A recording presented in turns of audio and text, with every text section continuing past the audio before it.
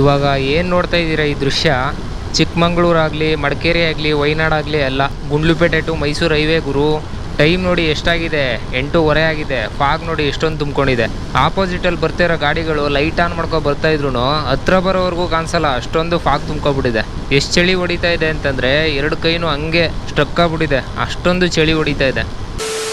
ಇದೇನು ಗುರು ಹಿಮಾಲಯನ್ ಬೈಕಲ್ಲಿ ಲಾಗ್ ಮಾಡ್ತಾ ಇದ್ದ, ಸಡನ್ಲಿ ಅಪಾಚೆ ಬಂದ್ಬಿಟ್ಟವನೆ ಅಂತ ಅನ್ಕೋತಾ ಇದ್ದೀರಾ?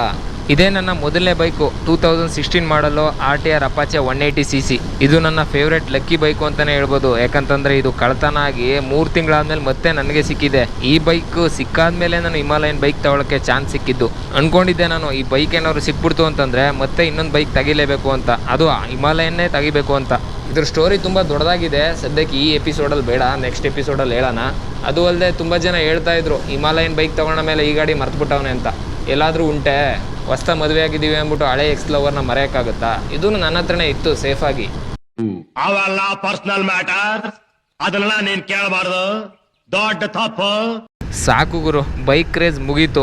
ಲಾಸ್ಟ್ ಯಾವ್ದಾದ್ರು ಬೈಕು ತೆಗಿಬೇಕು ಅಂತ ಅನ್ಕೊಂಡ್ರೆ ಅದೊಂದು RX ಒಂದು ತೆಗಿಬೇಕು. ಸದ್ಯಕ್ಕಾಗಲ್ಲ, ಫ್ಯೂಚರ್ಗಂತೂ ತೆಗಿತೀನಿ. ನಮ್ಮಪ್ಪ ಹೇಳಿದ್ರು, ನೀನು ಮಗನೇ ಅಲ್ಲ, ನೀನು.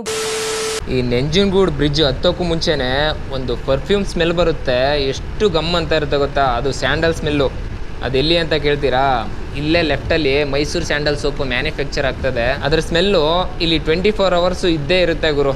ಆಲ್ಮೋಸ್ಟ್ ಈ ರೋಡಲ್ಲಿ ಓಡಾಡೋರಿಗೆಲ್ಲ ಗೊತ್ತೇ ಇರುತ್ತೆ. ಈ ಬ್ರಿಡ್ಜ್ ದಾಟಿ ಮುಂದೆ ಹೋದಾದ್ಮೇಲೆ ಅಲ್ಲೊಂಥರ ಸ್ಮೆಲ್ ಬರುತ್ತೆ, ಅಲ್ಲಿ ಕಾಫಿ ಮ್ಯಾನುಫ್ಯಾಕ್ಚರ್ ಆಗ್ತದೆ. ಅದ್ರ ಸ್ಮೆಲ್ಲು ಕೂಡ ಅಷ್ಟೇ 24 ಅವರ್ಸ್ ಇದ್ದೇ ಇರುತ್ತೆ.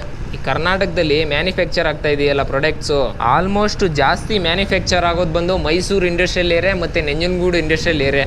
ಕಾಸ್ಮೆಟಿಕ್ ಐಟಮ್ ಆಗ್ಬೋದು, ಮಸಾಲ ಐಟಮ್ ಆಗ್ಬೋದು, ಫುಡ್ ಐಟಮ್ ಆಗ್ಬೋದು, ಇಂಜಿನ್ ಐಟಮ್ ಆಗ್ಬೋದು, ಮತ್ತು ಬಿಯರ್ ಐಟಮ್ ಆಗ್ಬೋದು. 50 to 60% ಮ್ಯಾನುಫ್ಯಾಕ್ಚರ್ ಆಗೋದು ಬಂದು ಇಲ್ಲೇ. ಅಷ್ಟೇ ಅಲ್ಲದೆ ಮೈಸೂರು ಜಿಲ್ಲೆ ಮತ್ತು ಚಾಮರಾಜನಗರ ಜಿಲ್ಲೆಯಲ್ಲಿ ಸಿಗುವಂಥ ಪ್ಲೇಸ್ಗಳು ಬೇರೆ ಕಡೆ ಎಲ್ಲೂ ಸಿಗಲ್ಲ. ಎಕ್ಸ್ಪ್ಲೋರ್ ಮಾಡ್ತೀನಿ ಅಂತ ನಿಂತ್ಕೊಂಡ್ರೆ ವರ್ಷಾನ್ಗಟ್ಲೆ ಎಕ್ಸ್ಪ್ಲೋರ್ ಮಾಡಿದ್ರೂ ಮುಗಿಯಲ್ಲ, ಅಷ್ಟೊಂದು ಪ್ಲೇಸ್ಗಳಿವೆ. ಆದಷ್ಟು ನಾನು ಇದ್ರ ಬಗ್ಗೆ ಎಕ್ಸ್ಪ್ಲೋರ್ ಮಾಡಬೇಕು ಅಂದ್ಕೊಂಡಿದ್ದೀನಿ. ಸಾಧ್ಯ ಆದಷ್ಟು ಸಪೋರ್ಟ್ ಮಾಡಿ.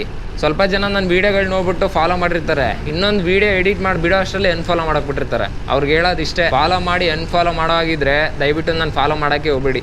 ನಿಮ್ಮಿಂದ ಯಾವುದೇ ರೀತಿ ಸಪೋರ್ಟ್ ಸಿಗಲ್ಲ ಅಂತ ನನಗೆ ಗೊತ್ತು. ದೊಡ್ಡ ವೇಸ್ಟ್ ನನ್ನ ಮಕ್ಕಳು ನೀವು. ಆಗಿದ್ದಾಗಾಯ್ತು, ಮುಚ್ಚಲ್ಲೇ ಬಾಯ್ಲಿ, ಎಷ್ಟು ಮಾತಾಡ್ತಿದ್ಯಾ? ಸ್ವಲ್ಪ ಜನ ಮೆಸೇಜು ಕೂಡ ಮಾಡಿದ್ರು, ನ್ಯೂ ಇಯರ್ ದಿನ MG ರೋಡ್ ಫುಲ್ ತೋರಿಸ್ತಿ ಅನ್ಕೊಂಡ್ರೆ 1-2 ವೀಡಿಯೋ ಬಿಟ್ಬಿಟ್ಟು ಹಂಗೆ ಸ್ಟಾಪ್ ಆಗ್ಬಿಟ್ಟಲ್ಲ ಗುರು ಅಂತ. ಯೂಸ್ಫುಲ್ ವೀಡಿಯೋಗಳಿದ್ರೆ ಖಂಡಿತ ಬಿಡ್ತೀನಿ. ಯಾಕಂದರೆ ನಾವು ಕೆಲಸ ಕಾರ್ಯಗಳು ಮಾಡಿಕೊಂಡು ವೀಡಿಯೋನು ಎಡಿಟ್ ಮಾಡ್ಕೊಂಡು ಬಿಡಬೇಕು ಅಂತಂದರೆ ಸ್ವಲ್ಪ ಟೈಮ್ ತಗೊಳುತ್ತೆ. ಪಾಪ ಯಾರೋ ಪಿಟ್ಬುಲ್ಲು ಡ್ರಾಪ್ ಕೇಳ್ತವನೆ.